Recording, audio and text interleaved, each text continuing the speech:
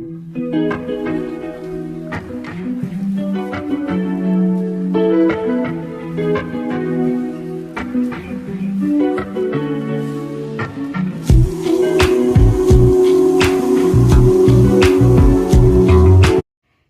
அன்பானவர்களே, உங்களை இயேசுவின் நாமத்தில் நான் வாழ்த்துகிறேன். ஜூலை 9ஆம் தேதி யாக்கோபு அதிகாரத்தில் யாக்கோபு புத்தகத்தில் 4வது அதிகாரத்தை நாம் தியானித்திருந்தோம். யாக்கோபு 1 முதல் 4 வரை தியானித்திருந்தோம். யாக்கோபு 5 நாம் இன்னும் தியானிக்கவில்லை. பிரியமானவர்களே, இந்த நாளில் நாம் யாக்கோபு 5 வரைக்கும் தான் இருக்குது. அதில் நாம் அதை தியானிப்போம். உண்மையிலேயே இது நமக்கு ஆசீர்வாதமாக இருக்கும். அல்லேலூயா. வேதத்தை எப்படி தியானிக்க வேண்டும் என்று தெரியாதவர்கள், ஏன்னா வேதத்தை வாசிக்கிறவங்கன்னு பைபிளில் போடலை. வேதத்தை தியானிக்கிற, இரவும் பகலும் தியானிக்கிறவர்கள் பாக்கியவான்கள்னு போட்டிருக்கு. அதை எப்படி தியானிக்கணும்னு தெரியாதவர்கள் தயவு பண்ணி இந்த வீடியோவை பாருங்கள். இந்த வீடியோ முழுவதுமாக பாருங்கள். நீங்கள் பைபிள் படிக்கும்போது அப்படி தியானம் செய்வதற்கு அது உங்களுக்கு வாய்ப்பாக அமையும். அல்லேலூயா. யாக்கோபு 5வது அதிகாரம். ஐஸ்வர்யவான்களே கேளுங்கள், உங்கள் மேல் வரும் நிர்பந்தங்களின் நிமித்தம் அலறி அழுங்கள். உங்கள் ஐஸ்வர்யம் அழிந்து உங்கள் வஸ்திரங்கள் பொட்டரித்து போயின. உங்கள் பொன்னும் வெள்ளியும் துருப்பிடித்தது. அவைகளில் உள்ள துரு உங்களுக்கு விரோதமாய் சாட்சியாய் இருந்து அக்கினியை போல உங்கள் மாமிசத்தை தின்னும். கடைசி நாட்களிலே பொக்கிஷத்தை சேர்த்தீர்கள். இதோ உங்கள் வயல்களை அறுத்த வேலைக்காரருடைய கூலி உங்களால் அநியாயமாய் பிடிக்கப்பட்டு கூக்குரலிடுகிறது. அறுத்தவர்களுடைய கூக்குரல் சேனைகளினுடைய கர்த்தரின் செவிகளில் பட்டது. இந்த 4 வசனங்களுக்கு தியானம் என்ன தெரியுமா? ஆண்டவர் சொல்றாரு, எப்பா, நீ பணத்து மேல பணத்தை சேர்த்து வச்சுட்ட, ஐஸ்வர்யவானே, நீ அலறு, உனக்கு கஷ்டம்தான். நீ வச்சிருக்கிற பொண்ணும் பொருளும் பொட்டரிச்சு போகுது. அது எதுக்கு பிரயோஜனப்பட போகுது? வீணா போகுது. ஏன்னா நீ எப்படி ஐஸ்வர்யத்தை சம்பாதிச்சன்னா, ஏழைகள், அதாவது கூலிக்காரருடைய கூலியை நீ குறைச்சி கொடுத்து, அதனால நீ என்ன பண்ணுற, நீ உன் பணத்தை நீ மிச்சம் பண்ணி வச்சுருக்க. உண்மையிலேயே நிறையா பணம், சிலர்லாம் அந்த கூலி கொடுக்குறவங்களுக்கு நல்லா தாராளமாக அவங்க சந்தோஷப்படுற மாதிரி கொடுப்பாங்க. சிலர் அவங்க கெஞ்சி கேட்டாலும் கொடுக்க மாட்டாங்க. மேனேஜ்மெண்ட்லலாம் இன்க்ரிமெண்ட் ரொம்ப கிடைக்காது.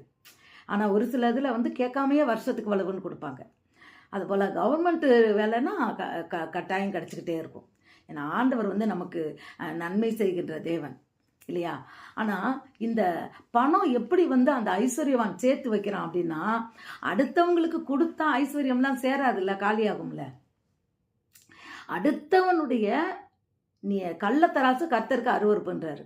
அப்போது உண்மையாய் நம்ம உழைச்சி அதில் வர்ற பணம் இருந்தால், அது ஐஸ்வர்யமாக இருந்தால் கூட அதை பற்றி கவலை ஒன்றும் சொல்ல மாட்டார். ஆபிரகாம் அப்படித்தான் இருந்தால் ஐஸ்வர்யவானாக தான் இருந்தார். ஆபிரகாம் தேவனுடைய ராஜ்யத்துக்கு போனார் நம்ம பார்க்குறோம். நம்ம அந்த லாசரனுடைய இதில் பார்க்குறோம், மடியில் தேற்றப்படுறத. அப்போது நாம் உண்மையாக இருந்து ஒரு வியாபாரத்தை செஞ்சு பணத்தை சம்பாதிக்க வேண்டும். அடுத்தவங்க வயிற்றுல அடித்து ஏமாற்றி நம்ம பணத்தை என்ன செய்யக்கூடாது? சேர்க்கக்கூடாது. அவன் எப்படி போனால் என்ன, நமக்கு நல்லது அப்படின்னு சொல்லி நம்ம என்ன செய்யக்கூடாது? நாம் பணத்தை சேர்க்கக்கூடாது. அதுதான் அவர் கூப்பிடுற சத்தம் சேனைகளின் கர்த்தருடைய காதில் கேட்குதான். நம்ம வீட்டில் வேலைக்கு ஆள் வைத்தா கூட பரவாயில்ல, அவர்கள் மனம் சந்தோஷப்படுறது மாதிரி நம்ம அவங்களுக்கு மாதம் நம்ம சம்பளம் கொடுக்கணும், அப்பப்போ அவங்களுக்கு கூட்டி கொடுக்கணும். நம்ம அவங்க மனசு சந்தோஷமாக வச்சுக்கணும். உண்மை பிரியமானவர்களே, இல்லை என்றால் இவ்வளோ நான் வேலை செஞ்சேன், இந்த அம்மாவுக்கு பாரு இதை கூட கொடுக்க மனசு வரலன்னு சொன்னாங்கன்னா, அந்த சத்தம் ஆண்டவருடைய காதில் கேட்கணும். அது நமக்கு என்ன சொல்கிறது, ஐஸ்வர்ய குறைச்சல்னு சொல்ல முடியாது, ஆசீர்வாத குறைச்சல் அமையும். ஏன்னா திக்கற்றவர்களுக்கு தெய்வம் அவர் நம்ம துணையாக இருப்பார்ல. அதனால் நாம் உண்மையுள்ளவர்களாய் இருக்க வேண்டும் என்று இந்த வேதம் இந்த இதில் சொல்லுகிறது. பிரியமானவர்களே, கூலிக்காரர் நம்மகிட்ட வேலை செய்கிறவங்களுக்கு தாராளமாக சம்பளம் கொடுக்கணும். அவங்க கஷ்டப்பட்டு ஐயோ எனக்கு இப்படி இருக்கேன்னு சொல்லி தெய்வத்தை பார்த்து, ஆண்டவர் பார்த்து முறையிடும்படியாய் நம்ம இருக்கக்கூடாது. பூமியிலே நீங்கள் சம்பிரதாயமாய் வாழ்ந்து சுகபோகத்தில் உழன்றீர்கள். கொளுத்தவைகளை அடிக்கும் நாளில் நடக்கிறது போல உங்கள் இருதயங்களை போஷித்தீர்கள். கொளுத்ததை அடிச்சு அன்னைக்கு அடிச்சு கட்டி சாப்பிடு, ஒரே பாட்டு, சந்தோஷம், கொண்டாட்டம். இப்படித்தானே நீங்கள் இருக்கிறீங்க. நீதிமானை நீங்கள் ஆக்கினைக்குள்ளாக தீர்த்து கொலை செய்தீர்கள், அவன் உங்களோட எதிர்த்து நிற்கவில்லை. இப்படி இருக்க சகோதரரே, கர்த்தர் வருமளவும் நீடிய பொறுமையுள்ளவர்களாய் இருந்து, இதோ பயிரிடுகிறவன் பூமியின் நற்பலனை அடைய வேண்டும் என்று முன்மாறியும் பின்மாறியும் வருமளவும் நீடிய பொறுமையோடு காத்திருக்கிறான். நீங்களும் நீடிய பொறுமையோடு காத்திருந்து உங்கள் இருதயங்களை ஸ்திரப்படுத்துங்கள், கர்த்தரின் வருகை சமீபமாயிருக்கிறதே. எப்பா, அடுத்தவன்ட்ட நீ கொள்ளையடிக்காத, கூலிக்காரனுடைய கூலியை நீ வம்பு கட்டி நீ பிடுங்கி வைக்காத, தாராளமாக கொடு. நீதிமான குற்றம் காணாத, கொலை செய்யாத. இன்றைக்கு நாம் பார்த்தா கோர்ட்லையா இருக்கட்டும், எங்கேயா இருக்கட்டும், எங்கே பணம் விளையாடுது, எப்படி போகுதுன்னா, பணம் கொடுப்பவர்களுக்காக பரிந்து பேசி அந்த நியாயத்தை புரட்டுகிற ஒரு காரியத்தை நாம் பார்க்கிறோம். இது தேவனுக்கு பிரியமில்லாத காரியம். இந்த வீடியோ பார்த்துக்கிட்டு இருக்கிறதுல ஒரு வேளை வக்கீல்களாக இருந்தீங்களா, தயவு பண்ணி நீங்கள் மாறுங்க. வக்கீல் எதுக்குன்னா வழக்காடணும். எதுக்கு வழக்காடணும்? உண்மைக்கு வழக்காடணும், பணத்துக்கு வழக்காடக்கூடாது. இன்னைக்கு எல்லா காரியமும் ஏன் நடக்குதுன்னா, பணத்திற்காய் வழக்கு நடத்தி குற்றவாளியை தப்பிக்க விடுகிற நிலைமை இன்றைக்கு நிறைய இருக்கு. தேவனுக்கு அது பிடிக்காது பிரியமானவர்களே. அதனால நீதிமானை நீங்கள் ஆக்கினைக்குள்ளாக தீர்த்து, கொலை செய்யணும்னு அவசியம் இல்லை, அவனை ஜெயிலில் போகிறதுக்கு நம்ம காரணமாக இருந்தாலும் சரி, இல்லை அவனுக்கு எதிராக இருந்தவனை தப்பிக்க வைக்கிறதுக்கு காரணமாக இருந்தாலும் தப்பு தான், அந்த பலன் நமக்கு கிடைக்கும். அதனால நீங்கள் என்ன பண்ணுங்க, பொறுமையாக இருங்க. அவசரப்பட்டு நான் இவ்வளோ பணம் சம்பாதிச்சிடணும்னு பேராசைப்படாதீங்க. நீடிய பொறுமை உங்களுக்கு வேணும். இப்படி இருக்க, அதுதான் சொல்கிறேன், கர்த்தர் வருமளவும் நீடிய பொறுமை உள்ளவர்களாய் இருந்து, ஏன்னா நம் கிரியைகளின் பலன் அவரோடு கூட வருகிறது, அதுக்கு நம்ம பயப்படணும். நீங்களும் நீடிய பொறுமையோடு இருந்து இருதயங்களை ஸ்திரப்படுத்துங்கள், கர்த்தரின் வருகை சமீபமாயிற்று. உன் மனசுக்குள்ள ஆசை வருதா, அடக்கு. பணம் பேராசை இருக்கா, அடக்கு. பொறுமையாரு, கிடைக்கிறப்ப கிடைக்கும். நம்மளா என்ன செய்யக்கூடாது, தேவையில்லாதபடி பொய்யாகவோ பிறருக்கு குறைத்து கொடுத்தோ இல்லை தவறான வழியிலையோ நம்ம போகக்கூடாது. ஐஸ்வர்யத்தை சம்பாதிக்க கூடாது. சகோதரரே, நீங்கள் நியாயம் தீர்க்கப்படாதபடிக்கு ஒருவருக்கு ஒருவர் விரோதமாய் முறையிடாதீர்கள். இதோ நியாயாதிபதி வாசற்படியில் நிற்கிறார். நம்ம முறையிடுறோம், மற்றவங்களை குறித்து முறையிடுறோம். ஆண்டவர் சொல்றாரு, அடுத்தவங்களை குறித்து நீ சொல்லாதப்பா. இந்த வாசப்படியில் ஆண்டவர் இருக்கிறார். அந்த பயம் இருக்கிறவங்க யாரு? ஆண்டவர்ல நியாயாதிபதி நிற்கிறார். வாசல ஆண்டவர் வந்தாருன்னு போடல, இதோ நியாயாதிபதி வாசற்படியில் நிற்கிறார். அவர் என்ன செய்வாரு? கரெக்டா நம்ம வார்த்தைக்கு தக்கன பலனை நமக்கு தருவார். அதான் யாக்கோபு 3ஆவதுல பார்த்தோம், நாக்கை நம்ம எப்படி நாம் பயன்படுத்த வேண்டும் சொல்லிட்டு, பிறரை குற்றப்படுத்தக்கூடாதுன்னு. இந்த யாக்கோபு ஃபுல்லாக நம்ம இதை பார்த்துருக்கோம். ஒருவேளை நீங்கள் இன்னும் அந்த யாக்கோபில் 1 முதல் 4 வரை பார்க்கலைன்னா நீங்கள் இதுக்கு பின்னாடி போய் பாருங்கள். தினம் ஒரு தியானம்ன்ற வகையில் இருக்கும். எல்லா 4 அதிகாரங்களும் தியானம் பண்ணி நாம் வெளியிட்டிருக்கிறோம். அதை பாருங்கள், கர்த்தருடைய ஆசீர்வாதத்தை பெற்றுக்கொள்ளுங்கள். அதனால் நாம் மற்றவர்களை குற்றம் சொல்லாதபடி, அவர்களுக்கு விரோதமாய் முறையிடாதிருக்கும்படி நாம் நம் நாம் நம் நாம் நம்மை காத்து கொள்ள வேண்டும். என் சகோதரரே, கர்த்தருடைய நாமத்தினாலே பேசின தீர்க்கதரிசிகளை துன்பப்படுத்துகிறவர்களுக்கும் நீடிய பொறுமை திருஷ்டாந்தகமாக வைத்து கொள்ளுங்கள். நீடிய பொறுமைக்கும் திருஷ்டாந்தம், அதாவது ஊழியக்காரவங்களை நீ கஷ்டப்படுத்தாத. ஊழியக்காரவங்களை நீங்கள் என்ன பண்ணுங்க, ஆண்டவரோட பிள்ளைங்களை, கர்த்தருடைய நாமத்தினாலே பேசின தீர்க்கதரிசிகளை அந்த காலத்தில் அப்படித்தான் படுத்தினாங்க. எரேமியாவெல்லாம் குழிக்குள்ள தூக்கி இறக்கிட்டாங்க, பயப்படுறாங்க. எலியா என்ன சொன்னா, வேண்டாம் ஆண்டவரே, போதும் போதும், என் ஜீவன் எடுத்துக்கிடும். தீர்க்க தரிசனம் சொன்ன எல்லாருக்கும் அவங்கெல்லாம் பெட் ஆஃப் ரோசஸில் இல்லை, உயிரை காப்பாற்றுவதற்காக ஓடினார்கள். ஒருவேளை அதனால தான் இன்னைக்கு தீர்க்க தரிசனம் குறைஞ்சிருச்சா என்னன்னு தெரியல. தீர்க்க தரிசனம்லாம் இப்போ டைரக்டாக ஆண்டவர் இடத்துல இருந்து உண்மையான தீர்க்க தரிசனங்கள் ரொம்ப ரொம்ப குறைவாக இருக்குது. ஆசீர்வாதங்கள் மட்டும்தான் வருது, அதுதான் தீர்க்க தரிசனமா. கர்த்தர் தீர்க்க தரிசனம் அப்போ எப்படி சொல்லுவாருன்னா, உன்னை இப்படி பண்ண போகிறேன், அப்படி பண்ண போகிறேன், ஏன்னா நீ இந்த மாதிரி தப்பு பண்ணுற, விக்கிரகத்தை கும்பிட்ற, நீ அது செய்கிற, இது செய்கிற, உன்கிட்ட நியாயம் கிடையாது, நீ நீ நீ அடுத்த நாட்டுக்காரன் உன்னை வந்து படையெடுக்க போகிறான், நீ மொட்டை அடிக்கப்பட போகிற, நீ ஒன்றும் இல்லாமல் போக போகிற, இப்படித்தான் தீர்க்க தரிசனம் வரும். அவங்களாம் பயப்படுவாங்க. ஏய் சொல்லாத அப்படின்னு சொல்லுவாங்க. ஒரு ராஜா தீர்க்க தரிசனம் சொல்லிட்டாங்கன்னு சொல்லி புஸ்தகத்தையே எரிச்சு போட்டாராம். நியாயப்பிரமாண புஸ்தகத்தை எரிச்சு நெருப்பில் போடுறாராம், அவர் குளிர்காயிற நெருப்பில். ஏன்னா தீர்க்க தரிசனங்கள் எல்லாமே பின்னால் வரக்கூடிய ஆபத்துக்களை குறித்து முன்ஜாக்கிரதையாக நான் மனம் மாறும்படியான தீர்க்க தரிசனங்கள் தான் அந்த காலத்தில் நிறைய வந்தது. பிரியமானவர்களே, மனம் மாறணும், அதுதான் தீர்க்க தரிசனமாக வந்தது. இன்றைக்கு அப்படி இல்லை. நீ கார் வாங்க போகிற, நீ 3 ஃப்ளாட்டில் வீடு கட்ட போகிற, நீ பெரிய உனக்கு கவர்மெண்ட் வேலை கிடைக்க போகுது, இதுதான் தீர்க்க தரிசனம். நம்ம அதாவது தேவனுடைய கரத்தில் இருக்கிறத யாராலையும் தடுக்க முடியாது. அது வர்ற நேரம் வந்து தான் தீரும். அது அல்ல தீர்க்க தரிசனம். அதனால தீர்க்கதரிசிகளை, அதுதான் இதில் போட்டிருக்கு, தீர்க்கதரிசிகளை கொலை செய்தீர்கள். நீ ஏன்டா இப்படி சொன்ன, ஏன் அவனை கொலை செய்யடா அப்படின்ற அளவுக்கு. ஏன் இயேசு கிறிஸ்துவை ஏன் கொலை செஞ்சாங்க இல்லையா? சிலுவையில் அணி அடிச்சாங்கல்ல, அதுவே எவ்வளோ பெரிய உதாரணம் பாருங்க. உண்மையாய் உண்மையாய் தீர்க்க தரிசனம் சொல்பவர்களுக்கு மரணம் நிச்சயம். அல்லேலூயா. இதெல்லாம் நம்ம தியானிக்கணும் பிரியமானவர்களே. இதோ பொறுமையா இருக்கிறவர்களை பாக்கியவான்கள் என்றால் என்கிறோம். யோபுவின் பொறுமையை குறித்து கேள்விப்பட்டு இருப்பீர்கள். கர்த்தருடைய செயலின் முடிவையும் கண்டிருக்கிறீர்கள். கர்த்தர் மிகுந்த உருக்கமும் இரக்கமும் உள்ளவராக இருக்கிறாரே. நீ பொறுமைசாலின்னா யாரை போல இருக்கணும்? யோபு போல இருக்கணும்னு சொல்லுது. அவன் ஆடு மாடு பிள்ளை மருமக சொந்தம், அவன் நிலம் வீடு வாசல் எல்லாம் ஒரே நாளில் அழிஞ்சு போச்சு. ஆனாலும் அவன் பொறுமையாக இருந்தான். அவன் எதை குறித்து முறுமுறுக்கலை. ஏன்னா ஆண்டவர் மேலே விசுவாசமாக இருந்தான். என் கர்த்தர் என் மாமிச கண்களினால் என் தேவன் வரும்போது நான் அவரை பார்ப்பேன் அப்படின்னு சொல்கிறான். என்ன ஒரு விசுவாசம், பொறுமை பாருங்க. அந்த பொறுமை நமக்கு இருக்கணுமா? விசேஷமாய் என் சகோதரரே, வானத்தின் பேரிலாவது பூமியின் பேரிலாவது வேற எந்த ஆணையிலாவது சத்தியம் பண்ணாதிருங்கள். நீங்கள் ஆக்கினைக்குள்ளாக தீர்க்கப்படாத படிக்கு உள்ளதை உள்ளதென்றும் இல்லதை இல்லதென்றும் சொல்ல கடவீர்கள். இது அப்படியே இயேசு கிறிஸ்து சொன்ன வார்த்தை. உன் தலைமுடியிலிருந்து ஒரு முடியை வெள்ளையாக்க முடியாது, கருப்பு முடிய வெள்ளை முடிய மறுபடியும் கருப்பாக்க முடியாது. நீ ஏன் அப்படி நீ பண்ணுற? வானத்து மேலே வந்து நான் சத்தியம் பண்ணுறேன், பூமி மேலே சத்தியம் பண்ணுறேன், ஆண்டவர் நாமத்து மேலே சத்தியம் பண்ணுறேன்னு பண்ணாத.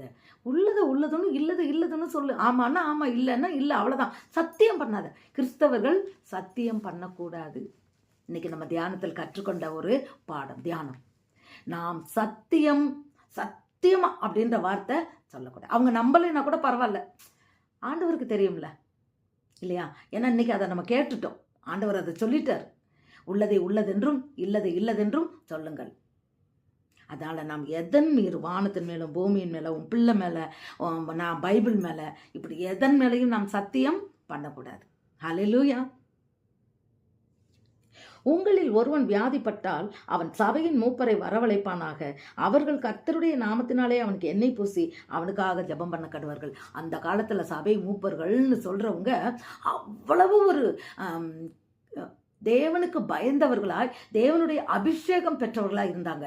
ஏன்னா அப்போ சபை மூப்பர்களாக யாரெல்லாம் போடலாம் அப்படின்லாம் சொல்லுன்னா, ஒரே மனைவியை உடையவன், பரிசுத்தம் உள்ளவன், கீழ்ப்படுகிற பிள்ளையை வச்சிருக்கிறவன். அந்த குடும்பத்தை பார்த்தாலே அது கிறிஸ்தவ குடும்பம், கடவுளுக்கு பயந்த குடும்பம், ஆபிரகாம் குடும்பத்தை போல. அப்படி இருந்தால் மாத்திரம்தான் அவனை மூப்பனா போடுன்னு சொல்லி வேதத்தில் எழுதியிருக்கிறது. ஆனால் இந்த காலத்து மூப்பர்கள் எப்படி இருக்கிறாங்க நீங்கள் பார்ப்பீங்க. ஒவ்வொரு சர்ச்சிலையும் மூப்பர்கள் அந்த கமிட்டி மெம்பர்ஸ் எல்லாம் எப்படி சண்டை போடுறாங்க. யாருக்கு எதிராக? அங்கே இருக்கிற பாஸ்டர்ஸலுக்கு எதிராக. இந்த வார்த்தையை படித்தவர்கள் தான் அவங்களும். ஆனால் அதை தியானிக்கலை. தியானித்திருந்தால் சண்டைக்கு போக மாட்டாங்க. ஆம், இன்றைக்கு நாம் தியானம் பண்ணுகிற நாம் மாற வேண்டும் பிரியமானவர்களே. அதற்குத்தான் இந்த தியானம். அல்லேலூயா. மறுபடியும் வாசிக்கிறேன். உங்களில் ஒருவன் வியாதிப்பட்டிருந்தால் அவன் சபையின் மூப்பர்களை வரவழைப்பானாக. ஏன்னா அவங்களுக்கு அவ்வளோ அபிஷேகம் இருக்கும். அப்போ சபை மூப்பர்களை கொண்டு வந்து நீங்கள் எண்ணெய் பூசி வியாதியஸ்தரை சுகம் கொடுங்கள்னு சொல்கிறார். அப்போ அவங்க இயேசுவின் நாமத்தில் ஜெபிக்கும் போது காரியங்கள் நடக்கும். இன்னைக்கு சண்டை போடுற மூப்பர்கள் கையில் எண்ணெயை கொடுத்து நீ அவங்களுக்கு ஜெபம் பண்ணுனா ஏன் அற்புதம் நடக்க மாட்டேங்குது? அதுதான் நடக்க மாட்டேங்குது. கடவுளுக்கு பயந்து, தேவனுக்கு பயந்து, கர்த்தருடைய கற்பனைகளுக்கு நடுங்குகிற இருதயம் உள்ளவர்களாய், தேவனுடைய வார்த்தைகளுக்கு கீழ்ப்படிபவர்களாய் இருப்பவர்களுக்கு அற்புதங்கள் அவர்கள் கையின் மூலமாய் அற்புதங்கள் நிச்சயமாக நடக்கும். பிரியமானவர்களே, 100க்கு 100 பரிசுத்தமாய் வாழ வேண்டும்.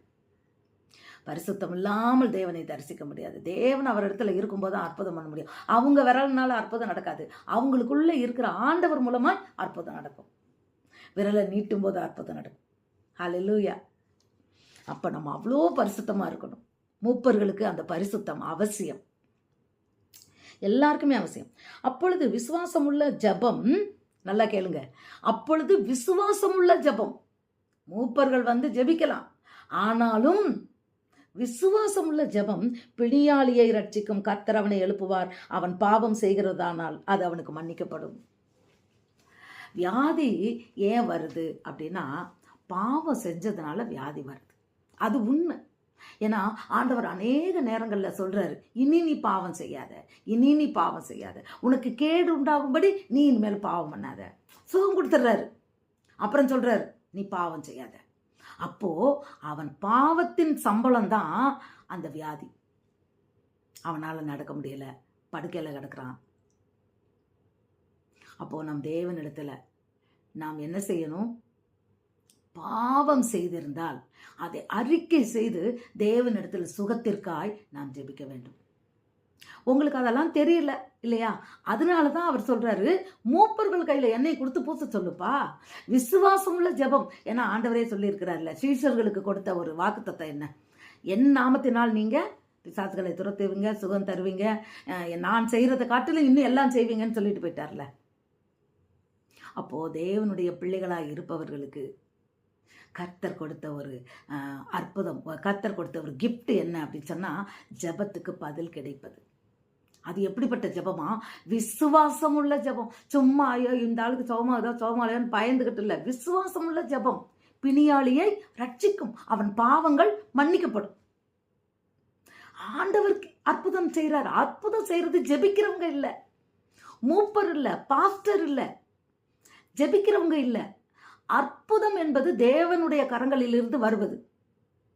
அதற்கு அந்த தேவனுக்கும் அந்த ஊழியருக்கும் கனெக்ஷன் இருக்கும்போது, அபிஷேகத்தினால் நிரம்பி இருக்கும்போது, கர்த்தருடைய ஆவியினால் அவர்கள் நிரம்பி இருக்கும்போது, கீழ்ப்படிதலின் நிமித்தமாய் அவர்கள் கர்த்தரின் ஆவியில ஒன்றாக இணைந்திருக்கும் போது அவங்க வழியா கரண்ட் பாஸ் ஆகுற மாதிரி அற்புதம் நடக்கிறது. இதுதான் உண்மை. அப்போ நாம் எவ்வளவு பரிசுத்தமா இருக்கணும் பாருங்க. ஹல்லேலூயா. விசுவாசமுள்ள ஜெபம் பிணியாளியை ரட்சிக்கும். நீங்கள் சொஸ்தமடையும்படிக்கு உங்கள் குற்றங்களை ஒருவருக்கொருவர் அறிக்கையிட்டு ஒருவருக்காக ஒருவர் ஜெபம் பண்ணுங்கள். நீதிமான் செய்யும் ஊக்கமான வேண்டுதல் மிகவும் பலனுள்ளதா இருக்கிறது. மூப்பர்கள் மாத்திரம் இல்லை பிரியமானவர்களே, நீதிமான் ஜெபிச்சாலும் நடக்குமா? ஆனால் நம்ம என்ன செய்யணும்? செஞ்ச தப்பை அறிக்கையிட்டு மன்னிப்பு கேட்கணும். ஒருவருக்காக ஒருவர் ஜெபம் பண்ணுங்கள். நமக்கு நமக்கு நமக்குன்றதை விட நாம் மற்றவர்களுக்காக ஜெபிக்கும் போது நம் கட்டுக்கள் உடைகிறது. பிரியமானவர்களே, ஆண்டவர் அழகான வார்த்தை சொல்றார், ஒருவருக்காக ஒருவர் ஜெபம் பண்ணுங்கள். உங்கள் பிள்ளைக்கு திருமணம் ஆகலைன்னு சொல்லி நீங்கள் ஜெபிச்சுக்கிட்டே இருக்கீங்கல்ல, அதே உங்களுக்கு தெரிஞ்ச உங்கள் சொந்தக்காரங்களாக இருக்கலாம், உங்கள் சபை மக்களாக இருக்கலாம், உங்கள் பக்கத்து வீட்டுக்கார பொண்ணாக இருக்கலாம், ரொம்ப நாளாயிருச்சு என்ன அவங்களுக்கும் மாப்பிள்ளை பார்க்குறாங்க பண்ணனா, உங்கள் பிள்ளைக்கு நீங்கள் எப்படி பாரப்பட்டு ஜெபிக்கிறீங்களோ அதே போல் அந்த பிள்ளைக்காக நீங்கள் ஜெபிங்க. தடைகள் மாறும், உங்கள் பிள்ளைக்கு திருமண காரியங்கள் கைகூடும். இது சத்தியம். இது என் வாழ்க்கையில் நடந்தது. ஜெபிக்க ஜெபிக்க ஜெபிக்க என் பொண்ணுக்கு வரன் வரலன்னு ரொம்ப சோர்ந்து போய் ஒரு தடவை சர்ச்சில் என் பெண்கள் கூட்டத்தில் உட்காந்து வேதனையாக சொல்லிக்கிட்டு இருந்தேன். அப்போ ஒரு சிஸ்டர் சொன்னாங்க, சிஸ்டர் நம்ம சர்ச்சில் 8 பேர் ஜெபிக்கணும், 8 பேருக்கு கல்யாணம் ஆகணும், அவங்க பேரை வச்சு ஜெபிங்க, உங்கள் பிள்ளைக்கு சீக்கிரம் கல்யாணம் ஆகும். உடனே நான் கீழ்ப்படிஞ்சு 8 பேர் பேரை சொல்லுங்கப்பான்னு எழுதினேன். 8 பேர் பேரையும் கையில் வச்சு நான் ஜெபம் பண்ணேன். அந்த 8 பேருக்கு நடக்கிறதுக்கு முன்னாடி கர்த்தர் என் பிள்ளைக்கு வரனை கொண்டு வந்தார். அவர் பெரியவர். கீழ்ப்படியும் போது ஆசீர்வாதம். ஒருவருக்காய் ஒருவர் ஜெபம் பண்ணுங்கள் என்ற போது நாம் மற்றவர்களுக்காய் நாம் ஜெபிக்கும்படியாய் நாம் இருக்கும்போது நம் வாழ்க்கையில் அற்புதங்கள் உண்டாகும். பிரியமானவர்களே, இப்போ நான் இன்னொன்று சொல்லிக்கிறேன். நாம் தேசத்திற்காய் ஜெபிக்கும்படியாய் ஒரு லைவ் ப்ரோக்ராம் போட போகிறோம், ஒர்ஷிப் அண்ட் ப்ரேயர்னு. தயவு பண்ணி நீங்கள் அந்த அதில் நீங்கள் கலந்து கொள்ளுங்கள். இந்த நீங்கள் சப்ஸ்கிரைப் பண்ணியிருக்கிறீங்களா இருந்தால் ஜாயின் பட்டன் அழுத்திக்கிங்க. அப்போ தான் நான் உங்களை கூப்பிடும்போது, நான் போடும்போது உங்களுக்கு அது இன்டிமேட் உங்களை கூப்பிடும். நீங்கள் கலந்து கொள்ளுங்கள். நம்முடைய ஜெப குறிப்புக்காக அல்ல, மற்றவர்களுக்காக நாம் ஜெபிக்க போகிறோம். இது நிறைய பேருக்கு பிடிக்காது. ஆமாம், எனக்கே இவ்வளோ இருக்குது, நான் என்ன மற்றவங்களுக்கு ஜெபிக்க போகிறேன்? இல்லை பிரியமானவர்களே, உங்களை பார்த்து தான் தேவன் கூப்பிடுகிறார். வாங்க. அன்னைக்கு நீங்கள் என்ன பண்ணுங்கள், உங்கள் ஜெப குறிப்பை அந்த இதில் டைப் பண்ணி அனுப்புங்க. லைவ் ப்ரோக்ராமில் உங்கள் பேர் இருக்கும்ல, நீங்கள் அடித்து அனுப்புங்க. என்ன வேணுன்றதை எழுதி அனுப்புங்க. இதை நாம் பார்க்கவில்லை, கர்த்தருடைய கண்கள் காண்கின்றது. ஏன்னா என் பிள்ளை தேசத்துக்காய் திறப்பின் வாசல்ல அடைக்கத்தக்கவன் உண்டோ என்று நான் தேடுகிறேன் சொன்ன இடத்துல என் பிள்ளை திறப்பின் வாசல்ல நிற்கிறா. அதனால இவளுக்கு நான் நன்மை செய்ய வேண்டும் என்று அந்த ஜெபத்துக்கு கர்த்தர் உங்களுக்கு சிறையிருப்பை மாற்றி சீர்படுத்தி ஸ்திரப்படுத்தி நிலைநிறுத்தி உங்களை ஆசீர்வதிப்பார். டெஸ்ட் பண்ணணும்னா வாங்க. நான் இதை டெஸ்ட் பண்ணி பார்க்குறேன்னா வாங்க. விசுவாசத்தோட வாங்க. கர்த்தர் நிச்சயமாய் செய்வார். ஹல்லேலூயா. எலியா என்பவன் பாடுள்ள மனுஷன், நம்மை போல் பாடுள்ள மனுஷனா இருந்தும் மழை பெய்யாதபடிக்கு கருத்தாய் ஜெபம் பண்ணினான். அப்பொழுது 3 வருஷமும் 6 மாதமும் பூமியின் மேல் மழை பெய்யவில்லை. ஆண்டவரை பார்த்து சொல்றான், ஆண்டவரே மழையை நிறுத்தி போடுங்க. 3 வருஷம் 6 மாதம். அவ யாரு? நம்மளை மாதிரி ஒரு சாதாரண மனுஷன்றாங்க. தீர்க்கதரிசி. நம்மளை போல மனிதனாலும் தேவனால் முன்குறிக்கப்பட்டவன், தெரிந்து கொள்ளப்பட்டவன், தீர்க்கதரிசி என்று அழைக்கப்பட்டவன். அவர் அழைத்திருக்கிறார் அவனை தீர்க்கதரிசியாய். அதனால அவருடைய ஜெபத்துக்கு பதில் கிடைக்கிறது. இன்றைக்கும் பிரியமானவர்களே, அநேகருக்கு நான் அழைக்கப்பட்டிருக்கிறேன்ன்றது தெரியல. உங்களை கர்த்தர் அழைத்திருக்கிறார். இந்த நிமிடத்தில் நான் சொல்கிறேன், இந்த வீடியோவை இதுவரையிலும் தொடர்ந்து பார்த்து கொண்டிருக்கிற உங்களை பார்த்து கர்த்தர் சொல்லுகிறார், நீங்கள் அழைக்கப்பட்டவர்கள், தெரிந்து கொள்ளப்பட்டவர்கள், விசேஷித்தவர்கள், தேவனுடைய ராஜ்யத்துக்குரியவர்கள் தான். அதனால நாம் என்ன செய்யணும்? இறுதி வரை நாம் அந்த அழைப்பில் நிலைத்திருக்க வேண்டும். எலியா பாடுள்ள மனுஷனாக இருக்கான், ஆனால் அவர் ஜெபத்தை கர்த்தர் கேட்குறார். அதனால உங்கள் ஜெபத்தை என்னோட ஜெபத்தை கர்த்தர் நிச்சயமாக கேட்பார். எப்படிப்பட்ட ஜெபமாக இருக்கணுமா? கருத்தோடு ஜெபிக்கணுமா? கருத்தோடு. அந்த லைவ் ப்ரோக்ராமில் நாம் கருத்தோடு ஜெபிப்போமா? கலந்து கொள்ள வருகிறீர்களா? வாருங்கள், உங்களை கர்த்தர் ஆசீர்வதிப்பார். மறுபடியும் ஜெபம் பண்ணினான். அப்பொழுது வானம் மழையை பொழிந்தது, பூமி தன் பலனை தந்தது. வானத்தை அடைக்கவும் செய்கிறான், திறக்கவும் செய்கிறான். ஹல்லேலூயா. ஏன்னா கர்த்தர் சொன்ன ஊழியத்தை அவன் நிறைவேற்றினான். காகத்தை கொண்டு போஷிச்சார். நம்ம சாப்பிட்ருப்போமா? சொல்லுங்க. எலியாவுக்கு சாப்பாடு எப்படி கொடுத்தாருன்னா, தீர்க்க தரிசனம் அவர் போகும்போது காகத்தை கொண்டு போஷித்தார், விதவையை கொண்டு போஷிக்கிறார். அப்போ நம்ம என்ன சொல்லுவோம்? ஆண்டவரே, காக்கா அருவருப்புள்ள பறவைப்பா, அது வாயிலிருந்து மாமிசத்துண்டா அருவருப்பா இருக்கே.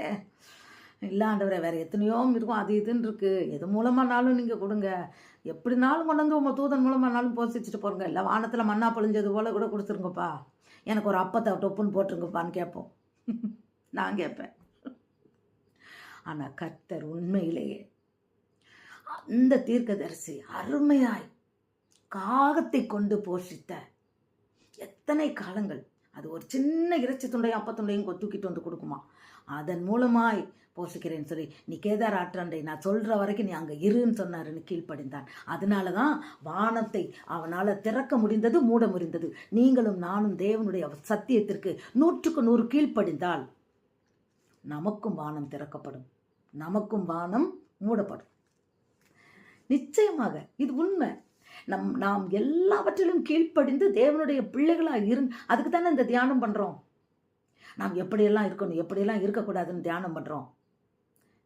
அப்படி நாம் தேவனுடைய சத்தியங்களுக்கு கீழ்ப்படிந்து நடக்கும்போது, நம்மை நாம் பரிசுத்தமாய் காத்து கொள்ளும் போது, கர்த்தருக்கு 100% என்ன நடந்தாலும் நம்மை ஒப்பு கொடுக்கும் போது நாம் சொல்வது நடக்கும், நிறைவேறும். பிரியமானவர்களே, ஹல்லேலூயா. மறுபடியும் ஜெபம் பண்ணும்போது மழை பொழிந்ததாம், பூமி தன் பலனை தந்ததாம். சகோதரரே, உங்களில் ஒருவன் சத்தியத்தை விட்டு விலகி மோசம் போகும்போது மற்றொருவன் அவனை திருப்பினால், தப்பிப்போனவன் மார்க்கத்தில் நின்று பாவியை திருப்புகிறவன் ஒரு ஆத்துமாவை பாவத்தின் மரணத்திலிருந்து ரட்சித்து திரளான பாவங்களை மூடுவான் என்று அறிய கடவன். அதுக்கு தான் சுவிசேஷம் சொல்லணும்ன்று. ஹல்லேலூயா. ஒரு ஆத்துமாவை கர்த்தருக்குள்ள திருப்புறது. ஆம் பிரியமானவர்களே, நம்ம சொல்லலைன்னா அந்த ஆத்மா மரணத்துக்கு போகும்ல, இல்லையா? அப்போது தப்பி மார்க்கத்துக்கு போகிற ஒருத்தனை நாம் திருப்பினால் அந்த ஆத்மா ரட்சிக்கப்படும். அது மரணத்திலிருந்து தப்பிக்கப்படும். எந்த மரணத்திலிருந்து?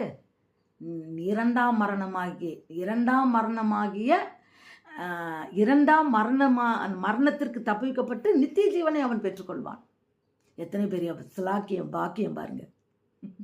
நரகத்துக்கு போகிற ஒரு மனுஷனை நாம் சுவிசேஷம் சொல்லி தேவனுடைய சத்தியத்துக்குள்ளே நாம் நடத்தும் போது, அது மாத்திரமில்ல, சத்தியத்தை விட்டு ஒருத்தவங்க வெளியே போகும்போது, கிறிஸ்தவங்களாக இருக்கலாம், சத்தியப்படி வாழல, ரட்சிப்புனா என்னன்னு தெரியல, கடவுள்னா பைபிள்னா என்னன்னு தெரியல, சொல்லலாம்.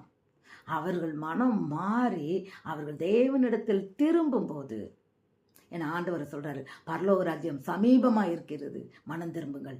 இதோ பரலோக ராஜ்யம் சமீபமாயிற்று, மனம் திரும்புங்கள். இதைத்தான் கர்த்தர் சொல்லிக்கிட்டே இருக்கிறார்.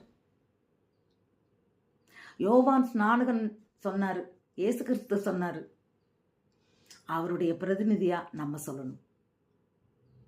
ஆம் பிரியமானவர்களே, இந்த யாக்கோபு 5 மூலமாய் நாம் தியானித்ததை நம் வாழ்க்கையில் நாம் கடைப்பிடிப்போமா?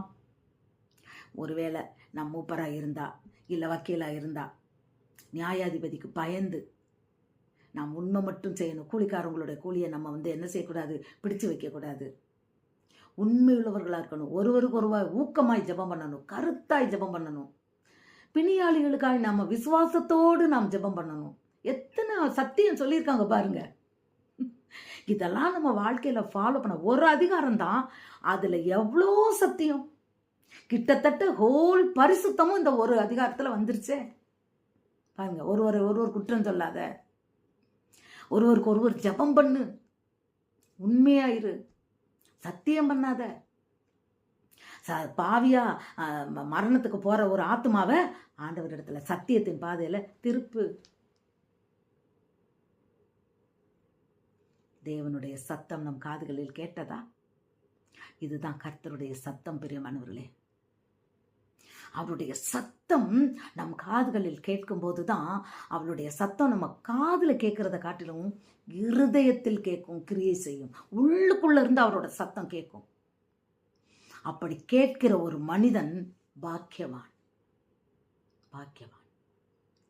எலியாவை போல அவன் சொல்வது நடக்கும். பிணியாளிகளுக்கு அவன் எண்ணெய் பூசி சுகமாக்கினால் சுகம் உண்டாகும். வானத்தை அடன்னா அது அடைக்கும், திறன்னா திறக்கும். அப்படிப்பட்ட ஒரு பரிசுத்தத்தை தேவன் இந்த யாக்கோபு 5 அதிகாரத்தின் மூலமாய் நம்மிடத்தில் எதிர்பார்க்கிறார் பெரியமானவர்களே. அதற்கு நம்மை ஒப்பு கொடுப்போம். ஒவ்வொரு நாளும் தேவனிடத்துல கேட்போம், ஆண்டவரே, இதெல்லாம் என்னால் முடியாதுப்பா, ஆனால் என்னை நடத்துங்க, நான் ஒப்பு கொடுக்குறேன்ப்பா. நான் யாரை பற்றி நான் குற்றம் குறை சொல்லக்கூடாது, என் வாய்க்கு காவல் வைங்கப்பா. ஆண்டவரே, நான் ஜெபிச்சா அது நடக்கணும், நான் பரிசுத்தமாக இருக்கணும், எனக்குள்ள நீங்கள் வாங்கப்பா.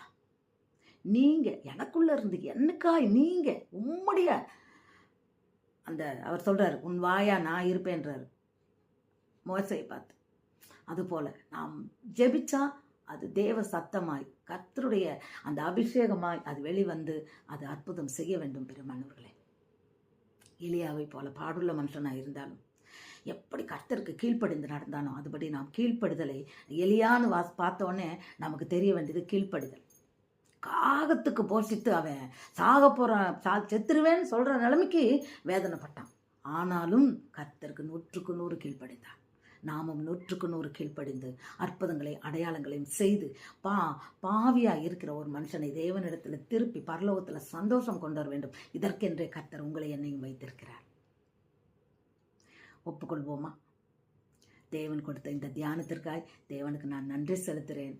இனி அடுத்து வேற ஒரு அதிகாரத்தை குறித்து நாம் தியானம் பண்ணுவோம். யாக்கோபு 5 அதிகாரத்தை குறித்து தியானம் பண்ணியிருக்கிறோம். உண்மையிலே 5ம் உண்மையில் ரொம்ப நல்ல ஒரு, அதாவது நம் பரிசுத்தம் அடைகிறதுக்கு இந்த 5 அதிகாரமே அவ்வளவு நமக்கு ஆசீர்வாதமாக இருக்கிறது.